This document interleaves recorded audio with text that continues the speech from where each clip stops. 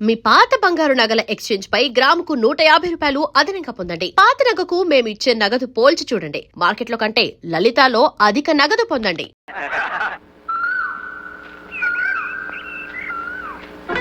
మీ పేరు నాకెంత ఇష్టమో ఇదిగో ఈ విధంగా చెట్ల మీద రాసి చూపించాను. అలాగే నా పేరు మీకు చెప్పాను కదా, మీ ఇష్టాన్ని ఏ విధంగా చెప్తారు? నేను రాశాను ఒక చోట. రాశారా? ఎక్కడ రాశారండి? ఇదిగో.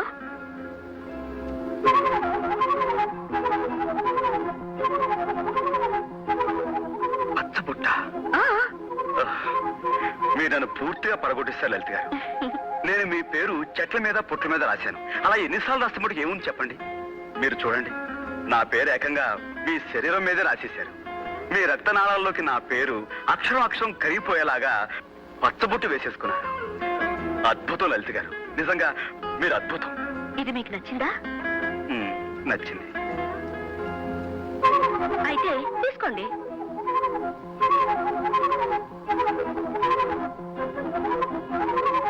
నిన్ను కన్న తల్లిదండ్రులకు కోటి దండాలు. అది ఇంటికి వచ్చి చెప్పండి. సాయంత్రం మీకోసం ఎదురు చూస్తుంటాను.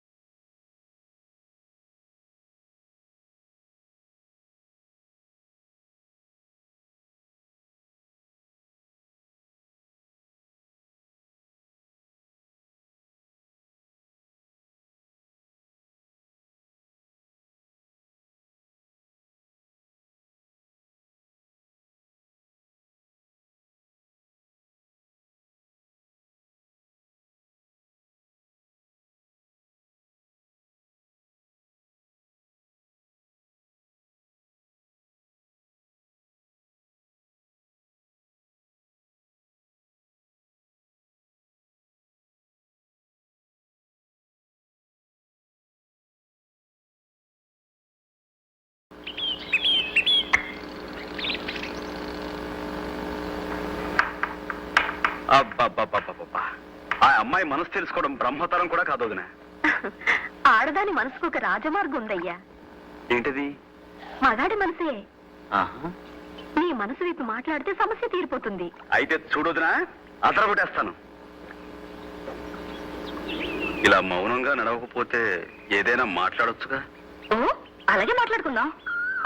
ఆ పువ్వులు చూడండి.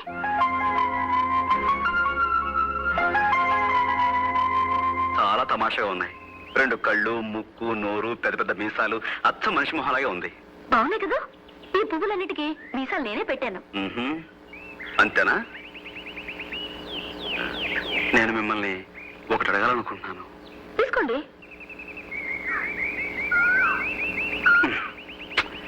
ఏరుశనకాయలు కాదండి.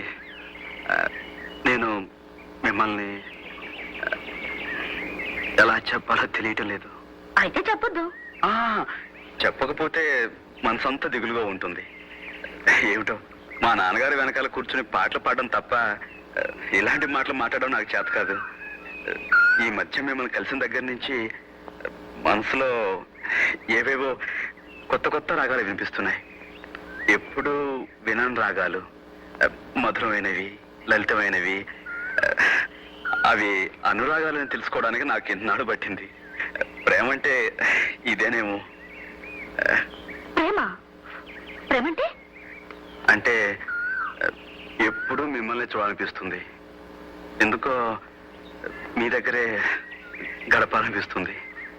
లలిత రాగం నాకు ఎప్పుడు వినిపించినా మీ రూపమే నా కళ్ళ ముందు మెదులుతుంది. ఇవన్నీ చూస్తుంటే మరి మీరు నన్ను లేదా? నాకు తెలుసు, ఇలాంటి ముఖ్యమైన నిర్ణయాలు తీసుకునేటప్పుడు మీరు బొమ్మ బొరుసు వేస్తారు. ఉండండి, మీ బదులు నేనే బొమ్మ బొరుసు వేస్తాను. బొమ్మ పడితే మీరు నన్ను ప్రేమించవచ్చు, బొరుసు పడితే నన్ను ప్రేమించకూడదు.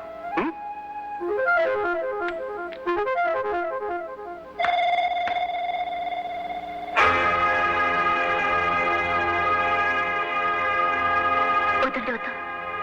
చూడద్దు. కూడతలు వస్తే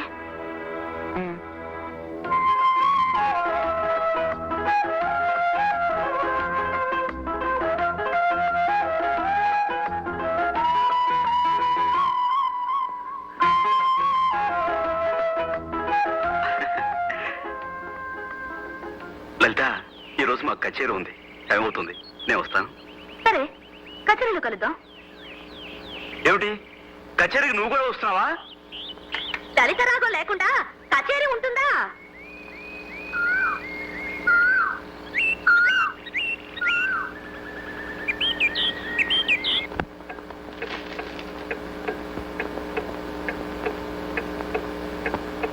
ఇంకా రాలేదా?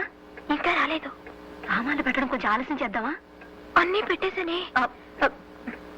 దొరగారు ఎక్కడ? దొరగారు ఎవరు? అదే సూర్యం ఎక్కడ? ఇంకా వచ్చేస్తుంటాడు మామగారు. వెనకేసుకొస్తున్నావా? మరో 3 నిమిషాలు చూస్తాను.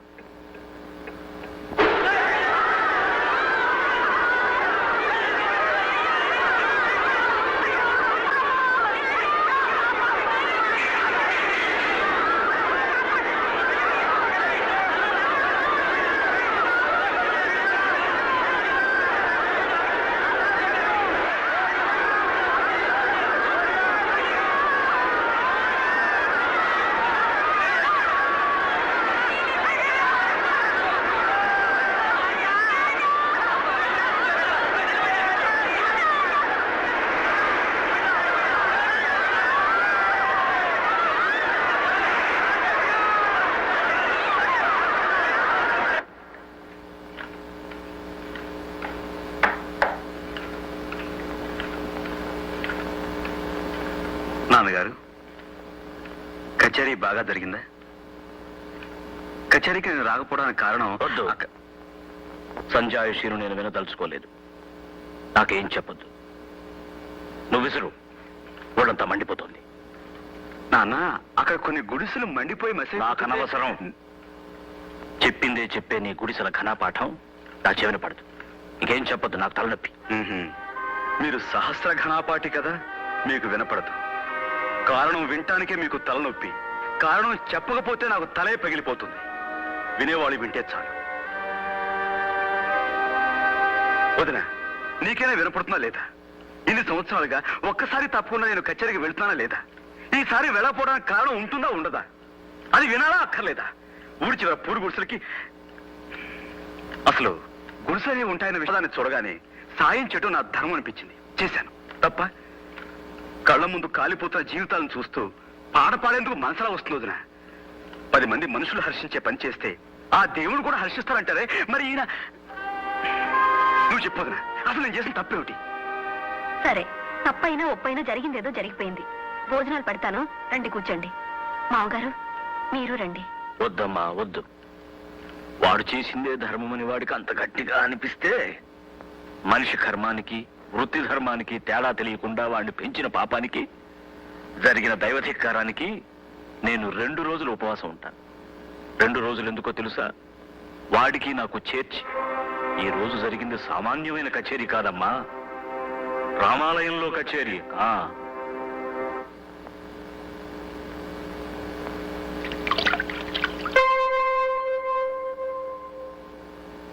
వదినా, నాకు అన్నం వడ్డించు. నాన్నగారు భోజనానికి రా. నేను భోజనం చేస్తాను వదినా. నాకు వడ్డించవా? నేనేం తప్పు చేశానని ఉపవాసం ఉండాలి? పొరుగు వారికి సాయపడటం కూడా తప్ప? చీమ వెంట 1000 చీమలు పడతాయి. కాకి చస్తే 100 కాకులు కోతాయి. జ్ఞానం ఉన్న మనిషి మాత్రం కళ్ళు మూసుకుని భక్తి పాటలు పాడాలా? ఏ దేవుడు చెప్పిన ఉపదేశం ఇది?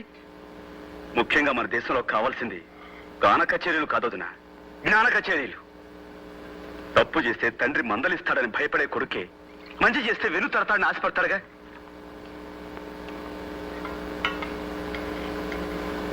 కానీ కానీ నా విషయంలో నాన్న, నేను తింటాను వదినా, కడుపు నిండా తింటాను. నేనెందుకు మానేయాలి భోజనం?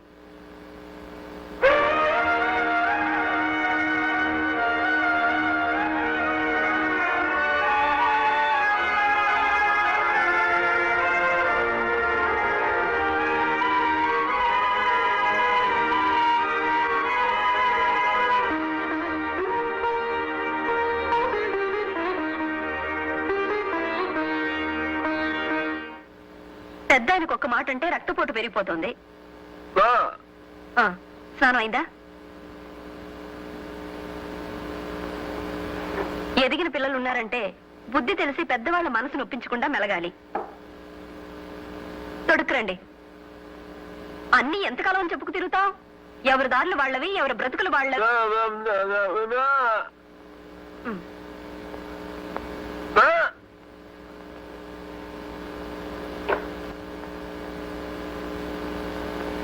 పంచి కావాలా? అతని సంగతి మీరు కూడా పట్టించుకోకుండా ఇలా కుదుమరాయిలా నించుంటారేమిటండి?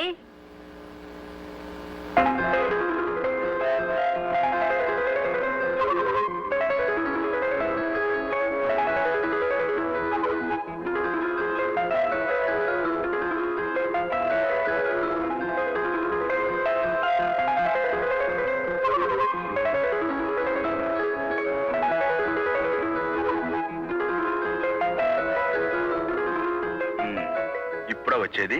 ఏ మీరెప్పుడొచ్చారు? ఎప్పుడు వచ్చానంటావు? నేనే చెప్పాలా? ఇక్కడ ఉన్న చెట్లు చెబుతాయి, రాలిన పువ్వులు చెబుతాయి. మీకు ఊపిరి ఆడకపోతే కాపాడేదెవరు? ఇక నా పాపరా, నేనేం చెప్పినా మీకు నవ్వులాటగానే ఉంటుంది. నిజమండి, మొన్న మా ఫ్రెండ్స్ ఇద్దరు సైకిల్ మీద ఇలాగే డబుల్స్ వెళ్తుంటే పోలీసులు పట్టుకున్నారట. అలాగే మన ఇద్దరు ఇప్పుడు పట్టుకున్నారు అనుకుంటే అప్పుడు మనం మరి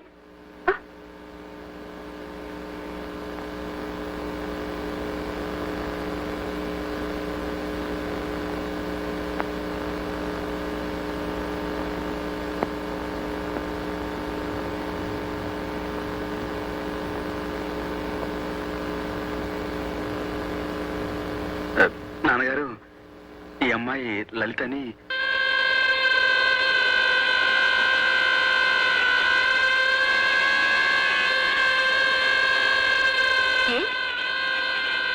అంటుకోవచ్చుగా.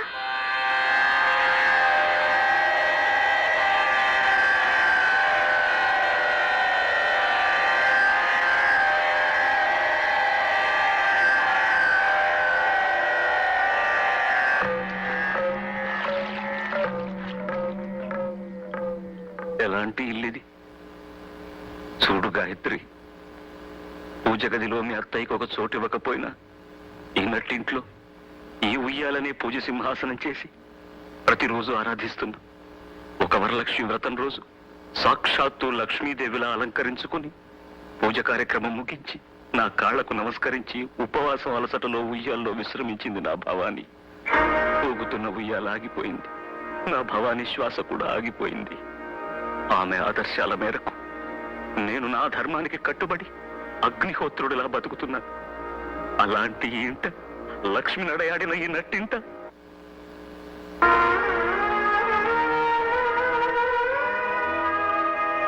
ఏమయ్యా సూర్య, ఇలాంటి పని చేసావు? ఏమిటొదినా? లలిత ఒక హరిజన్ అమ్మాయిని నాతో చెప్పలేదే. ఆ విషయం నా దగ్గర ఎందుకు దాచావయ్యా? ఇందులో దాచేదే ఉంది వదినా. అదో పెద్ద విషయంగా తీసుకోలేదు నేను. ఆ అమ్మాయి అందంగా ఉంటుంది, పైగా మంచిది. అందుకే ప్రేమించడం తప్పు కాదనుకున్నాను. అంతే. అంతేనా? ఎవరికైనా అంతే కావచ్చయ్యా, కానీ బిలహరి గణపతి శాస్త్రి గారి సంతానానికి అది అంతే కాదు, అంతులేనంత. అంటే అంటే ఇప్పుడు ఏమంటావు వదినా? నీ విషయంలో ఆ పిల్ల హరిజనుల పిల్లని తెలియక నిన్ను ప్రోత్సహించడం తప్పైతే అందుకు నన్ను క్షమించు. ఈ ఇంట్లో పెళ్లి కావలసిన తులసి మొక్క లాంటి చెల్లెలుంది. సంప్రదాయ చందనవనంలో పండిపోయిన మహావృక్షం లాంటి మీ నాన్నగారు ఉన్నారు. అలాంటి ఇంట్లో అప్రియమైనవి ఏం జరిగినా అప్పుడు నా ధర్మం. చూడు బాబు, నేను ఈ ఇంటికి పెద్ద కోళ్ళు మాత్రమే కాదు, తల్లి తర్వాత తల్లిని. బాబు సూర్యం, నన్ను క్షమించు. ఈ విషయంలో ఇంకేం మాట్లాడుకో.